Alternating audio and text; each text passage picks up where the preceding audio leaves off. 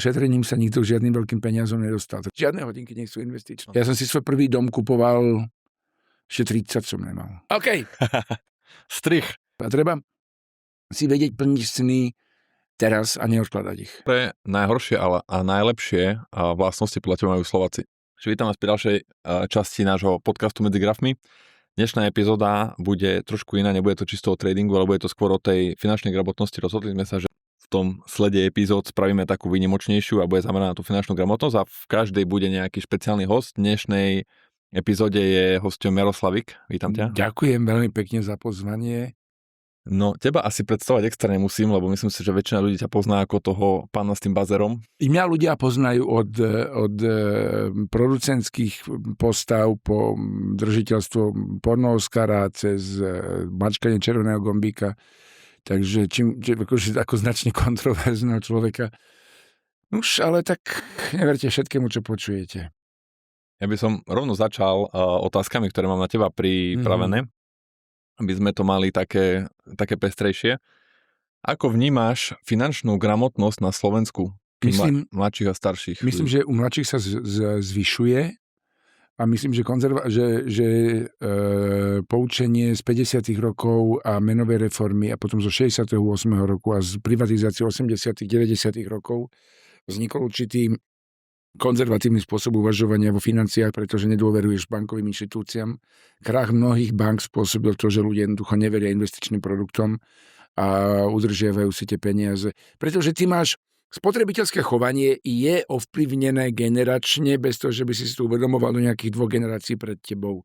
Ty podedíš spotrebiteľské chovanie, ktoré možno bolo pragmatické pre tvojich starých rodičov, ale už nie je pragmatické pre teba. To povestné poľské delenie zápalky na polovicu nie je obrazne povedané, to bolo doslovne záležitosť, že poľská vláda v 30. rokoch počas vlády generála Pilsudského predala monopol na výrobu zápaliek jednej konkrétnej firme a tá firma vyhnala cenu zápaliek do absurdných výšok v pomere ku kúpnej sile obyvateľstva.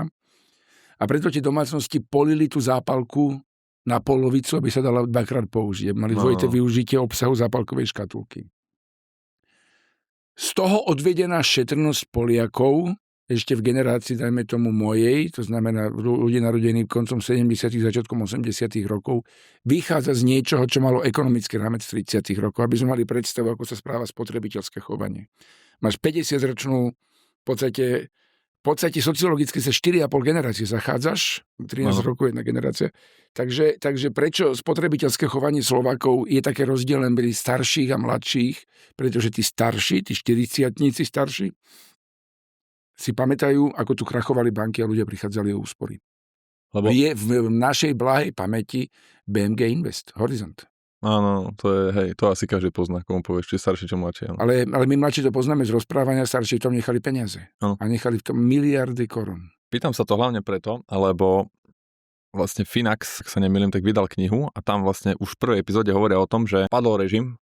V podstate, že keď sme končili komunizmus a prechádzali sme do aktuálneho režimu, do demokracie, tak v podstate veľmi veľa ľudí došlo k majetkom. Nemôžeme sa na to pozerať optikou dnešného doby, musíme sa na to pozerať optikou tej doby. V tej dobe výmena, tá hospodárska výmena medzi štátom a občanom bola taká, ty nebudeš, chcel som povedať slovo pičovať, ale to by sa asi tu nemalo. Môžeš kľudne. To sa vystrihne. Myslím, že to budú poznať tie slova. Je to možné. Ty nebudeš reptať. Áno. A my ti dáme ten gulášový socializmus. Ty nebudeš rozprávať o vystúpení z Varšavskej zmluvy a z RVHP. My ti dáme trojizbáčik, my ti dáme tú možnosť kúpiť si jedno auto za život, my ti dáme tú možnosť kúpiť si, prenajať si chatu, chalupu, alebo aspoň nejakú podnikovú rekreáciu niekde pri nejakej Soňave alebo Širave. No. A tak fungoval ten deal. Lebo na to narážam, že v podstate tam... To nebolo zadarmo, my sme to vymenili za slobodu. Ja viem. To znamená, že po tej revolúcii tí ľudia iba získali to, čo tak či tak dostali už v dobe toho komunizmu prislúbené za to, že nebudú reptať. Vieš, ako tí ľudia boli odsúdení na doživotie v zavretom Československu. Ty si žil v domácom väzení. Ale potom, keď sa zmenil režim, tak tí ľudia zrazu mali... Tak potom úzka skupina ľudí došla k veľkým majetkom. Áno. A tá úzka skupina ľudí, to sú Genty, Penta a zopár z bohatlíkov od Zora Kolára po Sabola a zopár politikov kariérnych, ktorí pri tých oligarchov pracovali. za tým si stojím, tá skupina veľmi úzka, ktorá tie peniaze, najmä na Slovensku mám. Distribúcia majetku v iných štátoch je pestrejšia a možnosti sú väčšie. Ja si myslím, že problém Slovenska je, napriek tomu, že to je veľká sociálna mobilita, je, že tie peniaze sú koncentrované. Konkurencia pomáha, súťaž, príležitosti, ekonomický rast. No nechcem použiť slovo fašizmus, ale ono to vychádza z toho, že vládna, podnikateľská a súdna moc sú spojené ako tie tri fascie z toho talianského starého rímskeho systému a že vlastne tu nejak ako veľa možností rastu ani nemáš v podnikaní. V porovnaní s inými ekonomikami. Ako by si viedol deti k finančnej gramotnosti? Ty máš tiež 2 deti? Áno, mám 2 dospelých synov, ktorí sú samostatní a ktorí čiastočne žili alebo žijú v zahraničí a majú vysokoškolské vzdelanie. Snažím sa im do toho veľmi nerozprávať, pretože si myslím, že práve tie moje názory by mohli byť veľmi konzervatívne. Kebyže teraz sa máš rozhodnúť, že máš teraz ďalšie dieťa a chcel by si mu nastaviť nejaké rozumné kroky. Keď chceš robiť ekonomiku akúkoľvek, musíš vytvárať. To znamená ideálne vytvárať niečo s pridanou hodnotou. To znamená vytvárať niečo kreatívne, kde ti vzniká pridaná hodnota. Ako eventy, nápady, startupy. Už keď kupuješ byt a predávaš byt, tak už to už máš z DPH, už to máš tú pridanú hodnotu. To už je súčasť pridanej hodnoty, už je súčasť akože nejakého rozbehnutého. Samozrejme, keď chceš byť zabezpečený, tak tie peniaze investuj niekde do nejakých produktov, ale ja hovorím najlepšie, šetrením sa nikto žiadnym veľkým peniazom nedostal. Treba akože vedieť sa dostať, vedieť zarobiť peniaze. Vedieť vždy zarobiť viacej peniaze, ako dokážeš minúť, je to hrozne jednoducho. A treba si vedieť plniť sny teraz a neodkladať ich. Ja som si svoj prvý dom kupoval, ešte 30 som nemal. Vieš, a každý mi hovoril, že to je blbosť. A potom, keď som ešte 40 nemal a predával som ten prvý dom veľký, a kupoval som si velikánsky byt, ale nie dom. Áno. A tí istí mi hovorili, že som hlúpy, že to robím. Tak lebo logicky to akože zmysel nedáva? Dalo mi to zmysel, lebo moje decka tam vyrastli a už keď boli veľké a už nepotrebovali tú záhradu a nepotrebovali pieskovisko a nepotrebovali sa jašiť na veľké lúke, ale mali mestský život, žili, na čo tam bude mať prázdnu zem, vieš. Áno, ešte by to zmysel dávalo, akože logicky dávalo zmysel, ale bežnému Slovákovi nie. A že preto máme kopec tých veľkých, obrovských, trojgeneračných prázdnych domov po tom Slovensku. Áno, to je pravda. A neviem, či si bol v Gruzínsku, aké sú tam domy. Musia byť ešte väčšie. Tam sú externé domy a s veľkými terasami a tam presne tak máš, že to ako že máš 2 identické domy na sebe s veľkými terasami, hore veľká terasa, dole vlastne taký dvor a presne nám to vravel známy, keď nás vzal zo Gruzínska, že my sme išli cez dedinu, kde všetky domy vyzerali rovnako. Tam potom vidíš iba žlté potrubie plynové, ono sa ťahá, neťahá sa pod zemou, ale tam je naťahané akože normálne nad zemou, plynové potrubia sú, lebo nebolo niečo také, že keď sa to riešilo, tak lacnejšie bolo dávať to von ako dnu. No jasné. Takže tam kompletne vidíš cez celé dediny kilometre naťahané potrubia akože normálne vonku a za tým sú všade tie domy, ale to sú úplne že identické obrovské haciendy. Akože to ešte domy na východe, ale na strede Slovenska, čo sú tie trojgeneračné, tak to sú také, že chatky pre týchto. Ne, jasné, že to sú môj kamarát veľmi dobrý, celoživotný z Odesy, Vadim, má pri Čiernom, pokiaľ to nezbombardovali Rusi, má pri Čiernom mori pri Odese daču, chatu. A presne tá dača bola tak veľká, ako jeden z mojich ako ten veľký dom, čo som mal v Jarovciach, velikánsky domisko, tak taká veľká to bola chata. Chata 400 m2, no. Mám zase známeho, čo má postavený, že rodinný dom, ale v štýle zrubu a tam sa vyspí, ja neviem, či tam nemá, že 6 spálni alebo tak, a sám tam býva. Ale tiež akože obrovský zrub. A potom, ja si pamätám presne ten impuls, že kedy sme sa rozhodli s manželkou, že predáme ten dom a súčasť toho impulzu bolo, sme boli niekde na výlete, tuším v Kodani, veľmi radi máme Škandináviu. Čiže taký paradox s tým, že žijem v Dubaji, že máme radi Škandináviu. A v tom hoteli v Kodani sme si vlastne uvedomili, že vôbec nepotrebuješ k životu mať 400 m2, on vlastne nepotrebuješ ani 300, ani 200. Áno. Že keď vieš, keď si spokojný, a keď si OK, tak ti stačí málo. Áno, presne. A väčšina z nás není OK. Väčšina z nás furt niečo náhaňa. Vieš čo, ani ja dnes, keď som bol vo fitku, tak som rozmýšľal presne nad tým, že ako sa zbavím majetku. Že proste ako sa zbavím, že aut, ktoré mám, že ako sa zbavím neviem, toho a toho, že veci, ktoré reálne, že nepotrebuješ, presne ako hovoríš, že na čo sú ti, že 3 autá, keď vlastne vieš fungovať na jednom veľkom, jednom malom, alebo iba na jednom veľkom. A úplne som nad tým rozmýšľal asi 2 hodiny celý čas, že proste, že ja som ako sa dal zbavovať preč veci. už dávnejšie. Momentálne tá rodina obsluhuje jedno také stredne veľké auto, no malé AMGčko, Ačko. A jak žijem v Dubaji, som sa naučil MHD a dokonca keď som v Bratislave, tak s radosťou, s obľubou používam MHD. Pretože keď si príde z toho veľkého mesta do toho menšieho mesta, tak zrazu ten čas je absolútne iný. Ano. Vieš, v Dubaji, keď sa presúvaš z Maríny do Mall of Emirates, tak tu je taxíkom, to je 25 minút a metrom rýchlejšie 23 minút. Ano. A to máš vyslovené, to je za rohom oproti Marine. Keď ideš na letisko, tak to trvá hodinu 45 minút metrom. Keď ideš niekde niečo seriózne vybaviť, tak akože musíš stále dať s tým, že hodinu stavíš na tej ceste v rámci mesta. Ano. To isté sa týka Viedne, keď som žil vo Viedne, o Kieve ani nehovoriac. A potom vždy, keď dojdem do tej Bratislavy, tak zrazu sa mi zdá, že MHDčko z jedného konca mesta na druhý koniec mesta, že to je brnkačka. Áno. Vieš, električka, čo ide z Petržalky do Rače, tak sa ti, no tak na chvíľku to ide, no ale akože není to nejak hrozne veľa. Takže vlastne som zistil, že v tom Bratislave nepotrebujem auto, čo asi poteší primátora, že veľa ľudí vlastne nepotrebuje auto, pretože ty potrebuješ sa dostať, ty nepotrebuješ vlastniť to auto, ty potrebuješ sa dostať z miesta A na miesto B. Len presun. No. Ktoré najhoršie a najlepšie vlastnosti podľa teba majú Slováci? V rámci čisto financií, keď sa takto bavíme. Financií? Ale tak asi dobrých vlastností aj zlých máme všetci na rozdávanie. Myslím, že v tom stredoeurópskom priestore nás nejak drží nejaká podedená mentalita toho Rakúsko-Uhorska, potiaľ Nemecka. A myslím, že nie sme tak podnikaví ako Američania, nemáme v sebe tú podnikavosť toho južanského typu, že ale na druhej strane dokážeme, najmä, to sa netýka Bratislavy, to sa týka skôr Slovenska, dokážeme dobre aktivizovať zdroje Friends and Family. Kopec reštaurácií, kopec malých podnikov je poskladaných z financií, to sú vyslovené rodinné podniky. Áno, vieme sa zoskupiť na nejakú... Že my vlastne vytvárame family offices bez toho, že by sme vedeli, že vytvárame. Celé rodiny pracujú v podnikoch a vlastne aj Štecková Medúza takto začínala, že tam pracovala jeho manželka, sestry, jeho svokor, že to bol úplne rodinný podnik, vieš, že najúžší možný. A vlastne aj Zoe, čo bola predtým tá odevná firma, kde som sa s Peťom spoznal, tak to fungovala, že to je vyslovene Friends and Family, v tomto sme dobrí, výborní sme po využívaní, zneužívaní verejných zdrojov, fantasticky krádneme.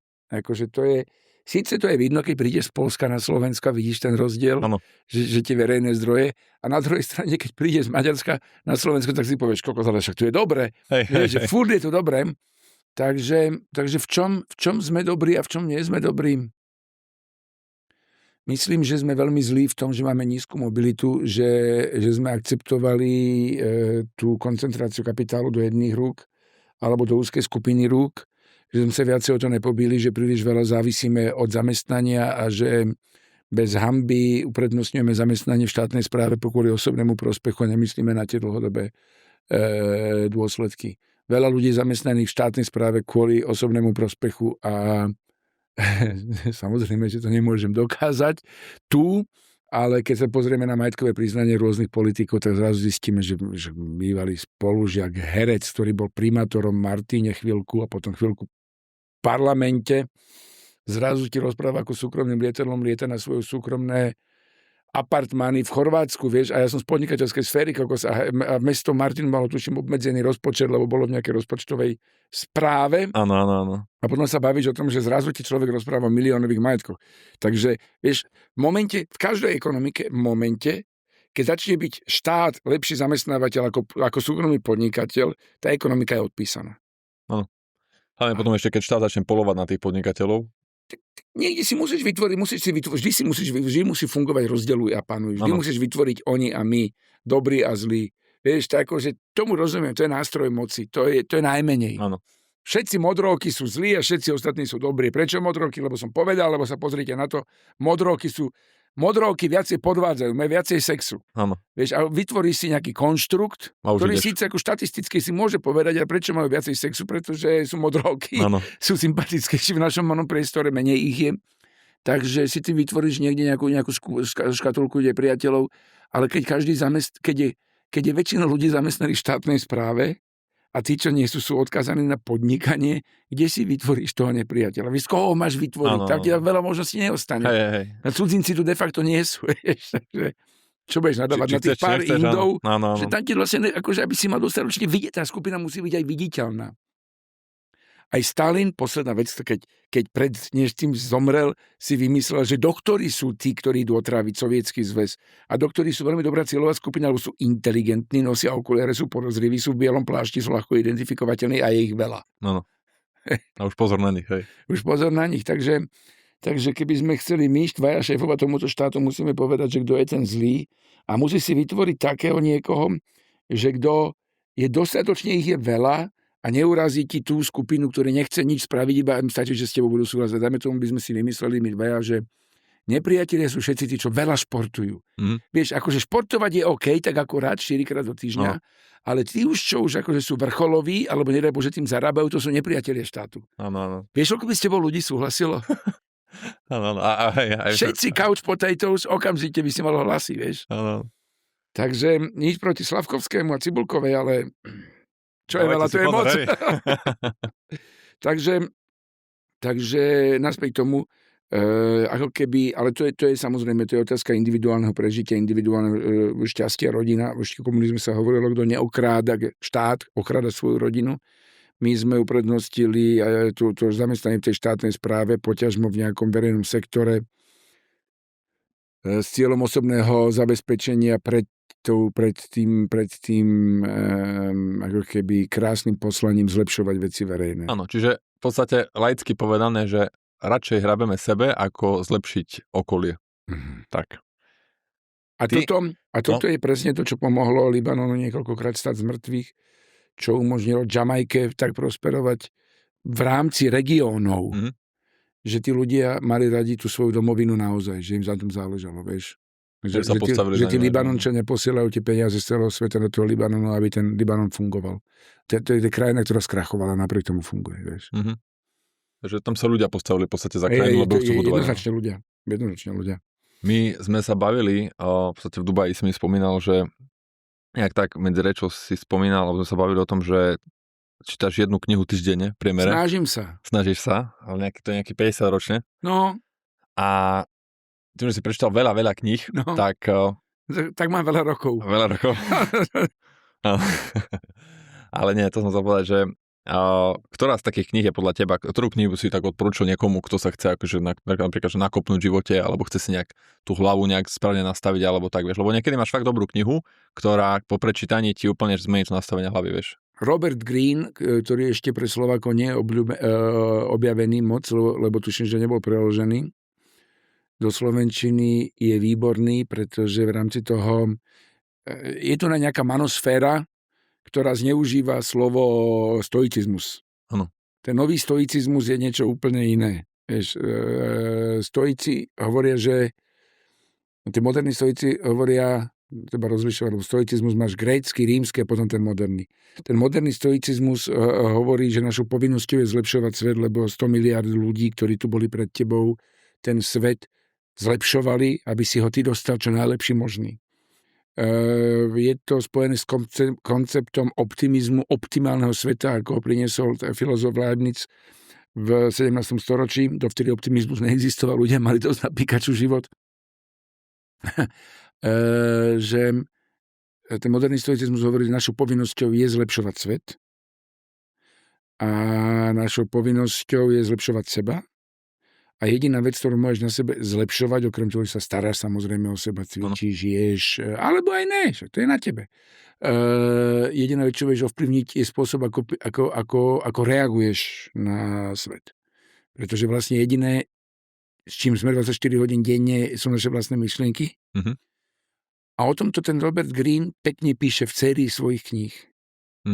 Takže to je presne o tom, že sa človek... A to je ten moderný stoicizmus. To je moderný stoicizmus, áno. Z toho starého stoicizmu asi najlepšie ten Marcus Aurelius, to sú tie denníky sebe, ale hovorí sebe, ale denníky sebe. Časť údajne napísal aj na Slovensku, údajne, ale tak... Je aj audiokniha, kto by chcel. Tak vidíš dokonca. A možno aj on to mal ako audioknihu, možno to diktoval nejakému otrokovi. Môže byť. Takže Roberta Greena by som jednoznačne odporúčal. Z takýchto kníh, ktoré sú preložené. Možno nejaká staršia. Ježiši, tam je dobrý ten oný. Môže to byť aj motivačná, vieš, alebo nejaká taká. Tam je veľmi dobrý a teraz samozrejme, že keď sa bavíme o beletrii, tak beletriu treba kompletne novú literatúru čítať. To je nový román, čo je čo je Garcia Marquez, čo je Milan Kundera, čo je Holebek. Ale no jak sa volá? Mihaj Činkeš-Mihály, Kreativita a flow. Rumunský psychológ, preložená aj do slovenčiny. A Gábor, jak sa on volá? Neviem, ale typujem, že tento nebude. Ktorý? Ja sa musím pozrieť do svojho. Som nečakal túto otázku. Nečakal som túto otázku a to ja neviem ani, kedy som to čítal, to už je... Akože čo je tam tá kniha je to doktor klinický, ja si to nájdem za 10-15 minút. Keď tu som bol v Himalaje, tu som bol na koncerte Youngblada, tak tu ešte musím chvíľku poskrolovať.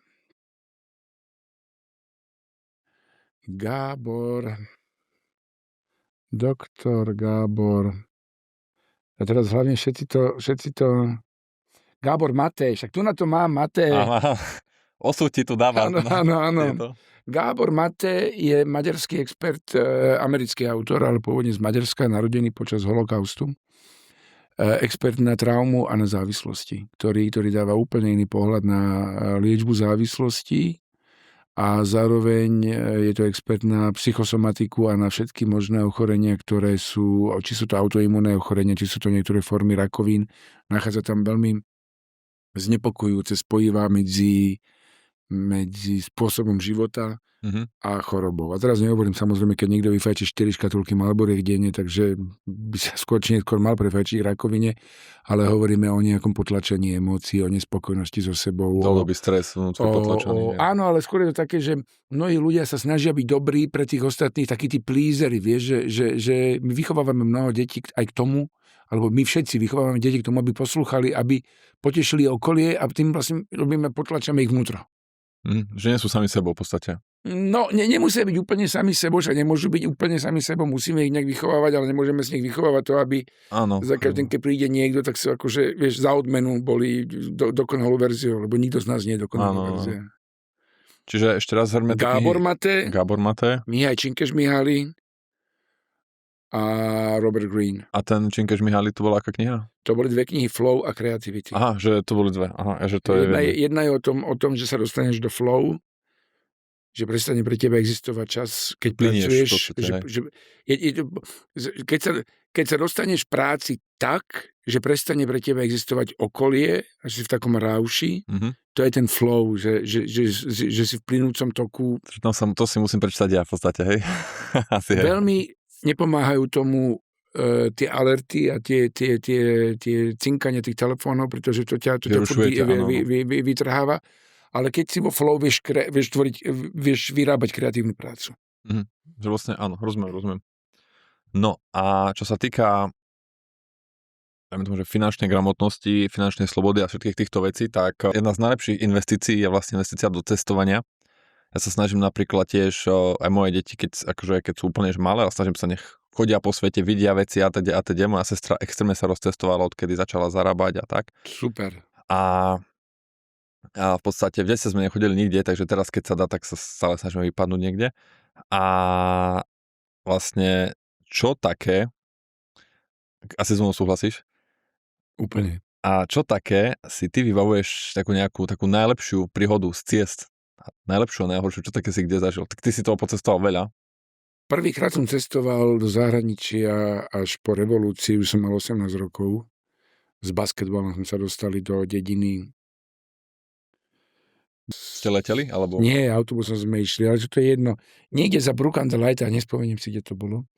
Hrali sme tam basketbal a mal som odložené peniaze. Ja som si kúpil Almdurle, neviem, či to ešte niekde inde na Slovensku. No, to bolo. A rakúska kofola v podstate s tým, že nebolo to kolové, je to takéto ako to matečko a je to ako Nivea Vinea skôr, len s tým, že ten sirup je z bylín, takže taká, že bylínna alpská limonáda. A bolo to hnusné. Potom to druhá veľká vec, čo má... A to bolo dobre či zlé? Ne, hnusné to bolo. Ale akurát tá spomienka s tým testovaním. Tá spomienka je taká, že všetko je iné. Všetko je inak. Všetko je úplne inak, ako si myslíš. Ano. A nemôžeš mať žiadne očakávania. A podobná príbeh z toho istého súdku v 1992. A to bol ten istý rok. Som mal 18 rokov a som prvýkrát sa dostal k moru, ale prvé more v živote, ktoré som videl, bolo v Amsterdame. Takže ja som prišiel v Amsterdame, som pozeral na to more a hovorím, čo na tomto vidia tí ľudia, že the fuck. Čo na tom je? Bolo to špinavé, bolo sa studené, to spáchnúce. No ale potom som sa vďaka cestovaniu dostal na nádherné miesta a spoznal som nádherných ľudí a každý jedna koruna, každá jedna kopejka, každý jeden halier, každý jeden cent minul do toho, každé penny bolo stále za to. Bol som s Tatármi na vrchu aj Petri v Kryme, kde sme nejaké konské mäso jedli s rôznymi ľuďmi, sme sa flákali po celom Kryme, po Ukrajinu sme precestovali, robili sme koncerty Madony v Moskve, v Tel Avive som zažil vojnu z Hizbalách, teraz som zažil vojnu s Iránom, v Dubaji, áno, chodím a tam v Varaždine sme boli v 93. alebo 4. tesne po prechode frontu, týždeň po prechode frontu, takže tam sme ešte zažili juhoslovanskú vojnu. Vidíš svety, ktoré prestávajú existovať, ktoré sme videli v Srbsku. Rôzne také tie etnické albánskych cigánov, ktorí prestávajú existovať, také tie minority. A zažívaš svety, ktoré sú jedinečné, pretože vidíš veci, ktoré sa neopakujú, pretože ty zažiješ tu zahraničie v jednom momente, tak si ho pamätáš. No samozrejme tam pokračuje ďalej, že tam ten hypertext funguje inak. Najvtipnejšia príhoda, asi taká bulvárna bola, keď som po prvom ročníku Československo má talentu, asi sme boli na výlete v Londýne so štábom, že pozrieme sa, ako sa to robí naozaj. Prosím ťa, a niekde v centre Londýna bývali, tak som sa išiel ráno prebehnúť raný beh a bola tam výmena tej Welskej gardy pred Buckinghamským palácom. To sú s tými chochlami, ale na koňoch menili. A ja som tak dobehol a ešte na tie staré prvé mobilné telefóny, také tie, vieš, tie, čo som to vtedy mal, neviem, Blackberry som používal. Tak som si išiel fotiť a tam bola nejaká skupina nejakých 2 autobusov českých turistov, deciek, ktorí si ma začali okamžite fotiť, tak ja, vieš, na cúgu športovom, tak pre istotu aj všetci ostatní si ma začali fotiť a fotiť sa so mnou, že doma my už zistíme, kto to je jedno, ale už keď je tu a keď ho spoznali. Vieš, tá drevivá väčšina, keď sa môže byť nejaký futbalista, nejaký starší, alebo nejaký kuchár, alebo z nejakej reality show. Potom zistíme. Takže jednej výmene Welskej gardy pred 14 rokmi som ukradol show, že som tam dobehol tučný chlapík z Petržalky, vieš, sa pofotil s deckami. Alebo v New Yorku v Central Parku si tak bežkám a niekto, Jaro, nazdar, bežal ďalej. Takže keď mne niekto hovorí, že na čo ti je sláva, keď ťa už nikto v Hamburgu nepozná, tak sa na tým pousmiem, bo ja som sa fotil aj v New Yorku, aj v Londýne, aj v Paríži. Ja som, keď som bol v New Yorku prvýkrát, tak v podstate som to mal také, že ja som si prenajal bicykel na začiatku parku, dal som si slavný americký hot-dog, ktorý akože nikomu neodporúčam. Ako takto. Ale... To je jak Alan Durler. To musíš mať červený alebo žltý, lebo to je veľmi dôležité. Áno, daj si ten hot-dog, ale nečaká, že bude brutálny. Tak. Ale to je tiež jedno. A pamätáš si presvitnú kávu do kelímku, čo tam predávali za 50 centov? No tak to možno 90 rokov, možno to stojí teraz $3. Áno. Tá žbrnda nemala nič ani s vodou, ani s kávou. Hej, ale dali sú každý, lebo... Lebo to je this is the real shit. Áno, hej, no slova. No ja som si tam prenajal bicykle a išli sme s manželkou, že ideme sa prejsť po Central Parku a tak, no a tam dookola máš vlastne tú cyklotrasu. Áno. A to som ja nevedel. Takže ja strihol som to krížom cez ten park, lebo ja som chcel vidieť sám doma, kulisy, vieš, kde sa točila a tak ďalej, tak som chodil a tu sa točil sám doma, ja ukazujem a tak. A bicyklujem sa krížom cez celý Central Park a ľudia na mňa mávajú. Tak ja mávam na ľudí naspäť, lebo však čaute, všetci sú tu milí, zlatí. No ja som nevedel, že ma posielajú preč, lebo tu je zákaz akože bicyklovania. A už som ďaleko videl policajtov, ktorí tiež už začali skoro mávať, tak som rýchlo sa dostal naspäť na tú trasu. A prebehnúť si sa nebolo okolo Jacqueline Kennedy Pond? Nebol som, lebo ja som si to dal tak, že pobehať celý New York za 3 dní.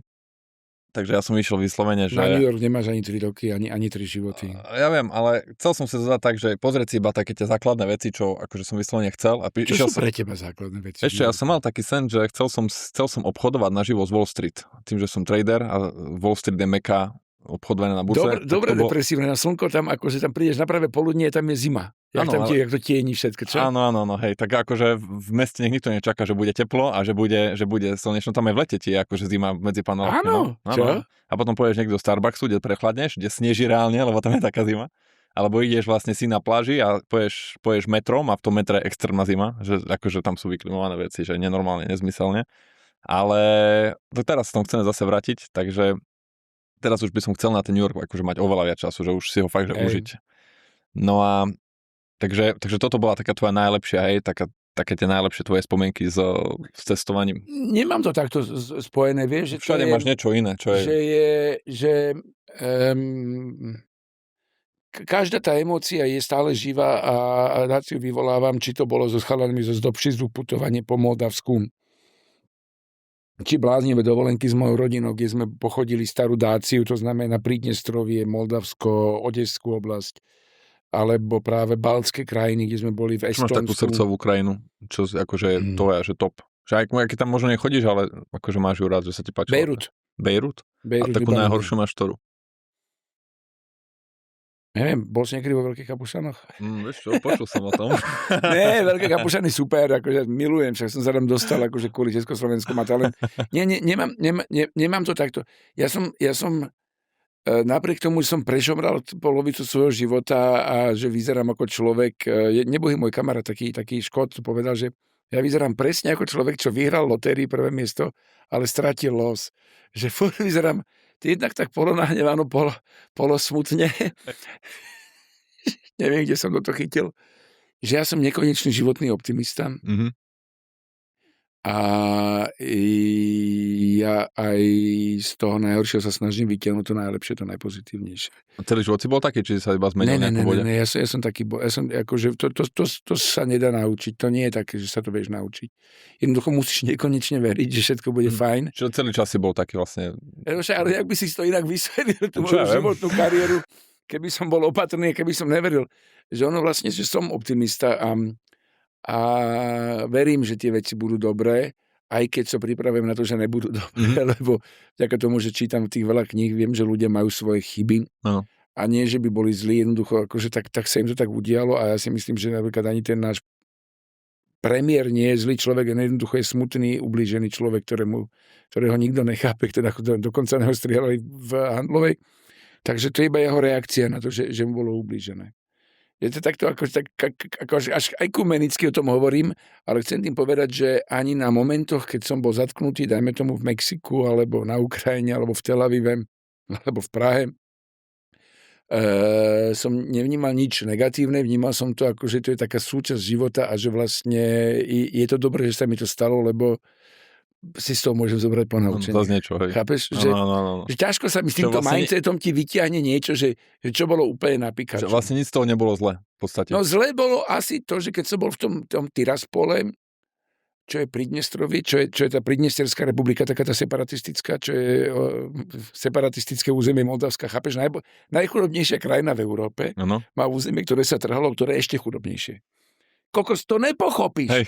Vieš? Takže tam, keď som bol, tak to vyzeralo ako v sobotu v 80. rokoch v Československu a mne bolo ľúto, že sme v tom museli žiť. Mm-hmm. Že sme v tom uzavretom váku, nepohyblivom, ja keby si plával v mede, vieš, že sme boli zastavení. A to zastavenie stálo veľa nenaplnených snov, ideí, nápadov, ambícií, veľa smútku, veľa depresie. Musíme zmeniť tému. OK. Strich. Aká bola tvoja najlepšia a najhoršia investícia? Hoci čo môžeš brať ako investíciu? Ale také, čo ťa napadne prvé. No akože... Ja som mal veľa fantastických nápadov, ktoré ma stali strašne veľa peňazí. Apku si robil, či čo, nie? Apka zhorela. Ono sa hovorí, že nemôžeš predpovedať zo pár vecí, že všetko sa dá predpovedať s výnimkou vojny a pandémie. Áno. Takže moje podnikateľské dajme tomu, úsilie posledných ostatných 10 rokov narazilo na dve veľké krízy. Vojna na Ukrajine, vojna na Blízkom východe a celosvetová kríza covidu. A to sa mohlo stať každému, vieš. A tak v podstate možno iba časovanie bolo zle. Nie, keby sa to nestalo, tak možno... Ten bujang bol dobre našlapnutý, dobre rozbehnutý, dobehli ho veci spojené s jedným z mojich investorov, ktorý sa tedy ocitol v nejakom hľadaní polície. Aj keď sa to potom vysvetlilo, tak tá povesť ostala a najvyššie do toho prišla tá vojna ukrajinská, kde to rozvitie tej apky malo ísť cez ukrajinské SIM-karty a to už nebolo možné, pretože v tej prebiehajúcej vojne jednoducho nemôžeš promovať nejakú zábavu. Áno. To nebolo možné. A iná cesta už nebola, tam kde boli investície, my sme potrebovali ďalšie $2 milióny, aby sme mohli tú loď otočiť to smerovanie cez tú Ukrajinu, pretože Ukrajina je 50 miliónový trh, kde 10 miliónov Ukrajincov žije v zahraničí. My sme jednoducho chceli tú apku preniesť do ukrajinského priestoru. No to, že oni sú všade, tak a vyviezť ich a zrazu máš, vieš, a máš 4 milióny používateľov v Kanade, 2 milióny v Nemecku a tu sa ti šopujú peniaze. To je niečo iné.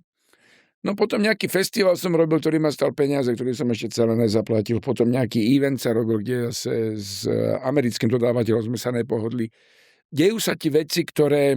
Teraz sme s Vandamom robili výstavu obrazov a Vandam v rámci svojich psychických problémov, ktoré priznáva jednoducho, je momentálne na tej trajektórii, kde si myslí, že keď tie obrazy nemá doma, ale sú vystavené na stenách múzeu, je to úznak toho, že mu ich chce niekto ukradnúť. Ale to sa deje, vieš. Tu veci, kde by iný sa asi nad tým rútil, ale je to súčasť podnikania, akože nemôže ti všetko výjsť. A také tie najlepšie, tak tam by si sa radil tie v podstate... Celý môj život. Celý tvoj život. Celý môj život, akože som sa narodil pod šťastnou hviezdou a stále musím povedať, že relatívne nemusím vyvíjať veľké úsilie na to, aby som zarábal peniaze. Mm-hmm. Čo je asi chyba. Pretože jednak som skromný, že nepotrebujem veľa, vieš, nemám to, že potrebujem 4 auta tu mať. Áno. Nepotrebujem, jak to mám inak nastavené vnútorne, tak mi veľmi, moja mentalita je mojou cestou k šťastiu a zároveň mi prekážkou k nejakému symbolickému alebo nejakému emblematickému úspechu. Ja nepotrebujem mať totiž viac aut, ja sa potrebujem prepravovať. Nepotrebujem mať 3 investičné byty v Dubaji, keď každému hovorím, ja v Dubaji bývam vďaka svojej práci. Áno. Takže ma ten deň v Dubaji stojí lacnejšie ako deň v Bratislave. Rok v Dubaji ma stojí menej ako rok v Bratislave. Alebo v Prahe. Akože toto môžem ja potvrdiť, lebo my keď sme vlastne boli teraz spolu v Dubaji, tak Lukáš sa išiel strihať, tak som mu povedal, že choď tam a tam a tam. A tam strihali za 10 dirhamov za koľko, nie? Že úplne za lacno. Za 15 dirhamov, čo je na Slovensku ťa neostrihajú. 3 eurá, no. Psi kaderníci sú akože drahší, reálne, hej. Áno. A aj presne, mali sme ísť, neviem, kde sme šli vtedy do mesta a si povedal, že ráno sa tu stretneme, ideme metrom. A my vlastne taxíky sme boli zvyknutí, že všade si brať a tak ďalej. Takže vlastne fakt, že si sa nerozbíjal v úvodzovkách, že si vlastne išiel... No nie, ty môžeš žiť v tom Dubaji ako na dovolenke, ale môžeš tam žiť normálne, ale aj v Bratislave žijem normálne. A čo tým chcem povedať, že ten môj skromný životný štýl, relatívne frugálny, čo je taký akože paradox, lebo si myslíš, že som fičúr, čo si akože taký plávam životom a schopnosť a vedomie, že mne stačí spraviť málo na to, aby som si pokryl svoje mesačné náklady a niečo odložil, víš, trošku zapriahnuť a 5-10 tisíc akože zarobím, že to je otázka dňa 2-3. Ano. Že nepotrebujem na to makať, nech sa bavíme v konkrétnych číslach, tak je zároveň prekážkou toho, aby som hromadil majetok a niekde niečo skupoval a investoval. Pretože nemám tu potrebu investovať, lebo viem, že to zarobím. Mm-hmm. Pokiaľ som zdravý, viem, že to zarobím. Hej, že toto je vlastne takéto nastavenie. Viem, že tým, čo som investoval do seba, boli kontakty a boli správne biznisové rozhodnutia v minulosti dlhodobé. Všetci hovoria, že pasívne príjmy. Môj pasívny príjem je postavený na predaji jedného katalógu hudobného, ktorý som pred rokmi kúpil, ale na Kube. Mm-hmm. Vieš, akože predávam niečo, čo som dávno kúpil na Kube. Mne v podstate Kuba robí môj pasívny príjem mesačný. robí mi určite viac čistého mesačného pasívneho príjmu, než robia iným ich nehnuteľnosti. Mhm. Áno. Čo je v podstate... Ale nemusím nikomu práť, plienky, nič. Áno. A keď zomrem, ten katalóg nemusí nikto dediť, pretože zostane majetkom firmy a tá firma jednoducho bude vyplácať tie peniaze ďalej. Čo to už je vlastne všetko nastavené dopredu. Takže vlastne ty si to urobil tak, že si sa zabezpečil v mladosti správne rozhodnutiami do budúcnosti. Nevedel som, že to robím. Nie, ale tak v tom čase ti to prišlo ako dobré rozhodnutie a teraz sa ti to potvrdzuje. Ale robil som iba to, čomu som rozumel, čo ma bavilo. Mňa vždy bavila búranie sklenených stropov vďaka kreativite. Mm-hmm. To znamená, keď niekto sa dokáže dostať do distribúcie vo svete vďaka tomu, že robí kvalitu a že mu môžem pomôcť dostať sa do distribúcie je základ úspechu, tak. Ja zajadám zhodou okolností prednášku na tému na marketingovú na konferencii Bollocks a hovoríme, prečo je dôležitý fame, prečo sláva je dôležitá v marketingu, čo sa marketing môže naučiť od showbiznisu. Sláva je všetko. Sláva je nástroj prežitia, pretože ti umožňuje mať lepšie možnosti rozmnožovania a lepšiu šancu prežitia tvojho potomstva. A bohatstvo je iba skratka k sláve. Mm-hmm. Pretože ty sa vlastne stávaš druhotne slávnym tým, že si bohatý, že si nakumuloval majetok. Ale keď je niekto autenticky slávny, väčšinou je dostatočne zabezpečený, pretože sláva prináša ako druhotný produkt peniaze, možnosti byť influenceri. Hej, ja ťa chápem, že vlastne máš dva typy slávy, obe sú sláva, len jedno vlastne máš slávu, ktorá ti prinesie peniaze a druhá áno, a druhá ťa vlastne tam dostala, lebo máš peniaze. Áno. Takže Roman je napríklad slávny tým, že bol bohatý, alebo je bohatý, napríklad Karol. Ale Jovinečko je bohatý vďaka tomu, že je slávny. Áno, ja si pamätám ešte... On je strašný makač inak. Keď bol v Košiciach a viem, že nejaké rilsko natočil na burzu a Lukáš mi to posielal, že aha, naňho, že ja ho poznám, že oslovím ho a že nie, že čo to tam taký nejaký oný trapoš a teraz to je, neviem, či je z najznámejších influencerov na Slovensku. On určite... Ja som ho nepoznal, že ja som iba videl tu jedno On má strašnú work ethics a on je čo, juhovýchodné Slovensko, niekde odtiaľ, Krtiš, také niečo. Tam niekde, hej. Tí sú na to tiež veľký Viem, že z východu akože ho poznajú naši známi nejaký spoločný, ale že posielali mi ho, keď ešte len začínal a ja som vtedy hovoril, že kto to je, že tu nejaké parodie robí. No, ďalšiu otázku, ktorú pre ťa mám pripravenú je, že ako by si niekomu jednoducho vysvetlil rozdiel medzi potrebujem to a chcem to. Jak teraz vyjde nový iPhone a každý už musí mať 18, 19, 20. No, potrebujem to a chcem to. Celý život sa zapodievam tým, ako spraviť to, aby ľudia niečo chceli, čo nepotrebujú. Mm-hmm. Vieš, to je moja... Misia. To je môj životný cieľ. Alebo spôsob, akým zarábam peniaze. Takže ja veľmi dobre viem, že čo potrebujem a potrebujem toho málo a väčšinu nechcem. Mm-hmm. A viem, ako človek má dosiahnuť to, aby niečo chcel. Na to potrebujem mať 3 veci. Potrebujem mať príbeh. Mm-hmm. Príbeh je základ. Príbeh je základ. Potom potrebujem mať emóciu a potom potrebujem mať fanúšikov a komunity, v rámci ktorých tá emócia sa prenáša. iPhone, Apple je príbeh, jak blázen, pretože to je Challenger, je to Challenger IBM, z 80. rokov to máme podelené, potom to máme ten smutný príbeh toho zakladateľa Steva Jobsa, máme ho zväčšený v 2 filmoch, máme krásny dizajn, tu máme emóciu a potom máme tú fanúšikovskú základňu, ktorá sa týždne bude rozprávať o tom, že vychádza nový iPhone, ale nikto ho nepotrebuje. Každý ho chce. Áno, to je rady. Takže ja som zlá cieľová skupina na túto otázku, pretože veľmi dobre viem, ako ľudí dostať tam, aby chceli niečo, čo nepotrebujú. Mm-hmm. A najčastejšie hádky s mojím okolím, blízkym či vzdialeným, je to, že a iní v tvojom okolí jazdia bavoráky a iní v tvojom okolí chodia biznis a iní v tvojom okolí a ty bývaš heň tam v firemnom požičanom byte a iní v tvojom okolí, iní v tvojom postavení, hovorím, ale ja to nič nepotrebujem z toho, pretože ja reálne potrebujem bývam v centre Maríny v Dubaji, bývam vo vilovej štvrti v Bratislave a nepotrebujem mať k tomu ďalší investičný bytík niekde v Panorama City, No. len aby som flashoval tým, lebo ja nepotrebujem tým flashovať, jednak nemám komu flashovať tým. A druhák to nepotrebujem, pretože ten zadok môže dať iba na jeden záchod. Mhm. Alebo za jeden volant v čase. Vieš, že neexistuje. Všetko stojí ostatné, áno. Na čo? Na čo, presne. Na čo?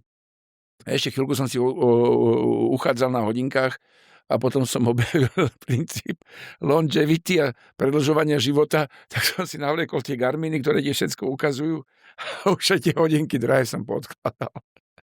A tie som dostal od kamoša. Takže sa si chcel naozaj investičné. A tie som dostal. Žiadne hodinky nie sú investičné. No ale rozumieš, že vlastne tie drahé si odložil a každé hodiny sú zlá investícia, pretože to je presne niečo, že čo chceš a nepotrebuješ. Pretože mám dvoje takých lepších kúskov. Mm-hmm. Jedni z toho sú také limitky, také ikonické limitky Hubbleotové s Orlínskym, čo boli spravené. Iné sú tá prvá edícia Moonwatchov Omegových. Ale čas ukazujú každé hodiny. Ja som bol zdesený, keď mi povedal ten opravár na tie Omegy, ešte raz pôjdu do generálneho servisu, môžete ich vyhodiť, lebo sa zoderú. Hovorím, jak zoderú? Že to sú mechanické veci. No. Tá mechanika, tým, že sa dotýka, sa musí opotrebovať so šuchateľom. Ničia sa, hej. Prosím. Hovorím, že čo? Ale však v reklamách, hovorím, že pán Slavik. Ja som tak čítal, že to tak vydrží, že na tomu neveríte. Áno. Čo ti šie? Tak som ich odložil. Takže vlastne ani tie luxusné hodiny nepotrebuješ. Luxusné hodiny sa hovoria, že majú tebe ukazovať, že ti majú pripomínať, že si bol úspešný a niečo si dosiahol. Teraz to tušíme, Procházka mal v nejakom rozhovore, Jirka Procházka, ten MMA, že nosí nejaké Rolexy, čo mu pripomínajú, že si kúpil niečo, že keď bol úspešný. A ja tie drahé hodiny nosím, keď idem za niekým, o ktorom si myslím, že asi si potrpí, všimá si. Asi si to všimne a asi povie, takže také malé očko si spravím, že lebo ten prvý dojem je stále dôležitý. Ale tomu ja hovorím dress for the occasion, že nemusíš stále chodiť vyobliekaný, a keď ideš do podcastu, tak si dáš čisté tričko. Tak je ja. Áno, ešte sa prezlekal, to je pravda. A ja to mám napríklad tak, že tiež drahé hodinky nenosím, akože vonku nikde takto, ale tým, že napríklad ja si nedávam extra záležať na outfitoch. Ale fešák. Ďakujem. Tiež som sa prezliekol. Ale že v podstate ja sa nejak nevyobliekam, nezáleží mi na značkách, na ničom, tak hodinky sú jedna taká vec, ktorá akože je asi najdrahšia, ktorá by mohla nejakým spôsobom ukázať niečo zo mňa. Hej. Našťastie tie 80. 90. roky sú za nami, že keď všetci nosili veľké nápisy na tričkách, robili reklamu. Solový šatník ti sporí, to sa hovorí, že ti usporí čas pri rozhodovaní. To nie je čas, ktorý ti sporí ten kapsulový šatník, on ti sporí mentálnu kapacitu, že nemusíš, že ty sporíš si tú energiu toho mozgu, ako keby na tie dôležité tásky toho dňa a nemusíš to hneď vybúchať ráno na otázku, ktoré topánky si tam k tyrkysovým nohaviciam. Áno, a to tiež z knihy. Ja neviem, či to je z knihy. Je z knihy, ale akože ja ráno, keď akože uvažujem nad tým, čo mi deň priniesie, spracúvam tú noc, čo sa mi snívalo, čo ma čaká, snaží sa ešte afirmácie, do toho príde otázka, third party otázka. Nehovorím, že to je teraz, ale bývalo to. Môže mi takto, hodí sa mi toto k tomuto, alebo prípadne, keď som obliekol deti, videl si, ako si ich obliekol? Hej. Ne? Hej. Ty to nevidíš? Nie. Áno. Normálne, hej. Nie. A potom pozerám na niektoré fotografie z nejakých eventov a hovorím, kokos, to ma kto obliekal? Ale toto je pravda, lebo že ty vlastne máš v rámci dňa kapacitu iba na niekoľko správnych rozhodnutí a ty keď sa vybucháš do obeda, ja som to minule riešil aj pri burze, ľuďom som to hovoril, že ty keď sa akože psychicky vyčerpáš do obeda alebo proste pred tým obchodovaním, tak už na ňom robíš chyby. No jasné. Lebo nemáš tú kapacitu si už vybuchal. Presne. No, poďme ešte aspoň na jednu otázku. Podľa teba lepšie šetriť alebo investovať, keď človek začína od nuly? To je prvá vec, prvá otázka. A druhá je, či v 50-ke neskoro začať riešiť tieto veci? Alebo 45, alebo tak, že proste už tom... Začneme to druhou. Nemyslím si, že je neskoro nikdy. Mm-hmm. Pretože ty nevieš koniec. Vieš, to sa môžeme baviť teraz, akože 50-ka určite nie je nejaký benchmark, ako býval pred 20 rokmi. Ano. Dnes tej 50-ke ty síce môžeš začať neskôr a môžeš začať o mnoho väčšími výnosmi, pretože podstatnú časť tej Maslowovej pyramídy si nejak saturoval. Väčšinou tí ľudia, pokiaľ sa teda nie sú rozvedení, ale sa 50-ke deje dosť často, pretože si už po tých 30 rokoch musí ísť tak na nervy. Áno. Ale dajme tomu, že teda disponuješ nejakým kapitálom, ktorý už máš nejaké zamestnanie, vieš generovať peniaze, to znamená, budeš investovať relatívne vyššiu čiastku a nemáš tú potrebovať cash, pretože nepotrebuješ si kúpiť posteľ, nepotrebuješ si kúpiť riady do kuchyne, nepotrebuješ si kúpiť televíziu naraz. Áno. Vieš, že ten set toho vybavenia na svoj život máš. Lebo žiješ už, áno. A iba obmieniaš. Takže ten dopyt po tom cashi nie je taký silný. Opäť bavíme sa ideálny svet. Ideálny svet. V mojom prípade všetci sa hovoria, že koľko potrebuješ peňazí na život. Ja hovorím, Bratislavu pod 5 000 eur, akože nebavme sa. Všetky tie rozprávania o tých, akože normálny život. Samozrejme, ľudia môžu zarábať 2000 eur, ale bývajú takže že on aj ona spolu platia ten nájom alebo hypotéku, že potrebuješ dosť veľa peňazí na toto mesto. Toto nie je lacné mesto. To môžem potvrdiť. Toto nie je lacné mesto a donedávna si pamätám, že Praha bola lacnejšia ako Bratislava na bežný život. Dnes vďaka nájmom Prahe sa to trošku zmenilo, ale stále ten daily life podľa mňa v Prahe je pod úrovňou Bratislavy. Bratislava je tak drahá, že keď si hoci kde v Európe, s výnimkou možno Curychu a Londýn už není ani Európa technicky za to, a Paríža, tak sa ti to zdá OK. Prídeš do Berlína a v Berlíne máš pocit, že si vieš za zlomok cien bratislavských. Áno. Absolútny nonsens, ale však vzhľadom na výkon ekonomiky, a to je jedno, to je spojené s mnohými koncentrovaním majetku, koncentrovaním obchodných pracovných príležitostí. Takže 50-ka nie je neskoro na investovanie. Žijeme dlhšie, zarábame viacej. To znamená, ty za 10 ročí, možnosti je viacej, ty za 10 rokov už len toho, do tej SP 500-ky, keď dávaš nejaké peniaze, nejakých 500 eur mesačne, ty si vieš zarobiť nejakých 5, 6, 8% ročne. Áno.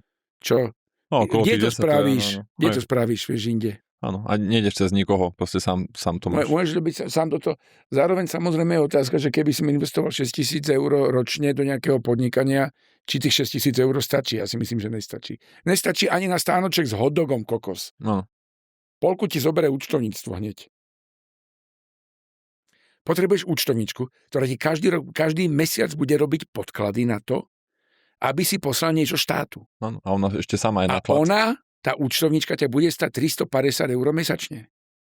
Keď máš nejaký paušál, nejakú dobrú známu, ktorá ti to robí ako jednu z mnohých firiem. Áno. To máš 4200 eur. Zo 6000 na podnikanie si dal účtovníčke. Teraz za 1800 eur poďme vyrobiť dostatočne zisku. Vieš, aby ti to spravilo ešte 600 eur navyše. Takže to SP&P, tá 500 je za tých 500 eur mesačne dáva pre mňa väčší zmysel. No, čiže v podstate nie je neskoro a hlavne už keď máš ten kapitál, tak prvotný kapitál môže byť aj väčší. Môže byť väčší, ale vieš, že ty si za nejakých 10-12 rokov vieš urobiť úplne v pohode nejakých 12-20 tisíc eur navyše. Čo akože máš, nemáš, ale vieš, za 20 000 môžeš žiť, akože v nejakom 70-ke môžeš žiť 4 roky v Egypte, kokos. Áno. So služobníctvom pomaly. Alebo 30 v Tajsku. Alebo 30 v Tajsku. Takže či je neskoro? A druhá vec je veľmi zásadná, dobrá otázka a ja som veľmi nekompetentný na ňu odpovedať. Pretože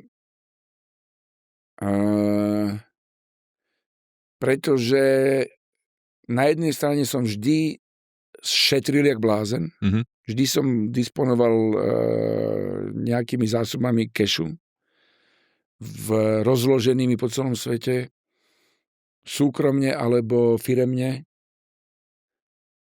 A zároveň napriek tomu som vždy veril, že skôr zarobíš, ako usporíš. Že naozajstné peniaze skôr zarobíš, ako usporíš. Že neexistuje svet, kde nasporíš 1 000 000 eur. Mm-hmm. Tomu som neveril. Aj keď si myslím, že to asi možné je investovaním, a to není sporenie. Možno cesta je, hej, ale áno. Ale veril som vždy tomu, že 1 000 000 eur vieš zarobiť. A že sa vďaka tomu môjmu optimizmu si myslím, že zarobiť $1 000 000 není také zložité, ako to znie. Áno. Čiže v podstate ja mám akože podobný taký mindset, že ale to je zase trošku iné, ale tiež, že radšej viac zarábať ako šetriť, neviem, že treba sa rozhadzovať, ale stále keď je nejaký limit, že dá sa prekročiť, tak proste stále ísť po ňom. Že proste keď sa dá zarobiť viac, tak treba sa snažiť zarobiť viac, ale zase netreba sa rozhadzovať. Hej? A potom, hoci ako to počítaš, tak ten lievik tam funguje, že keď sa viac prilieva ako odlieva, tak ti rastie ten kapitál. Tak by to malo byť. Máš nejakú takú radu na záver pre ľudí, ktorí rozmýšľajú nad tým, že by chceli začať s investovaním alebo... Ježiš, keď máte voľné peniaze, musíte investovať. A to investovanie je jedno, či to je do burzy, do kníh, do cestovania, do vzdelávania. Seba. Všetko to je investícia. Áno. Pretože ono sa to časom zhodnotí. To, že sa naučíš cudzí jazyk, sa ti zhodnotí, keď budeš sa snažiť na niekoho spraviť dojem, že objednávaš reštauráciu, vieš, v cudzom jazyku. Alebo si prečítaš noviny v tom jazyku, alebo sa orientuješ v tej cudzej krajine. Keď cestuješ, poznávaš mnohé kultúry, naučíš sa nové recepty, nie si ako účastník, ako bez servítky, že ktorý za všetkým frfle a nikdy nič nikde nebol, okrem rezňa nič nejedol. Vieš, to je, a keď chceš akože zarábať peniaze, tak asi, no, ono to je takto, že peniaze a peniaze. Lebo